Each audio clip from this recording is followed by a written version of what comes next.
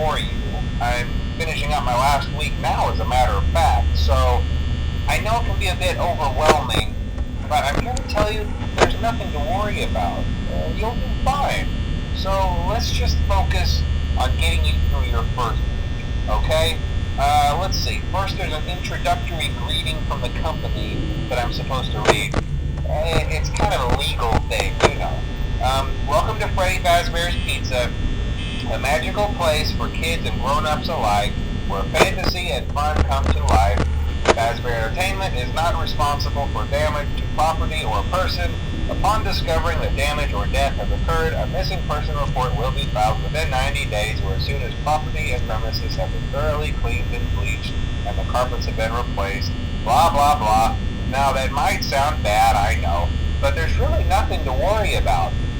The animatronic characters here do get a bit quirky at night, but do I blame them? No. If I were forced to sing those same stupid songs for 20 years and I never got a bath, I'd probably be a bit irritable at night too. So remember, these characters hold a special place in the hearts of children and we need to show them a little respect, right? Okay. So just be aware, the characters do tend to wander a bit. They're left in some kind of free roaming mode at night.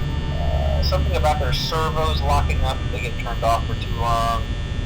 They used to be allowed to walk around during the day too, but then there was the bite of 87. Yeah. It's amazing that the human body can live without the frontal lobe, you know?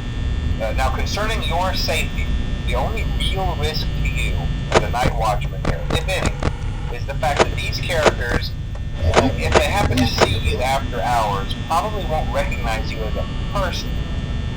They'll most likely see you as a metal endoskeleton without its costume on. Now, since that's against the rules here at Freddy Fazbear's Pizza, they'll probably try to forcefully stuff you inside a Freddy Fazbear suit.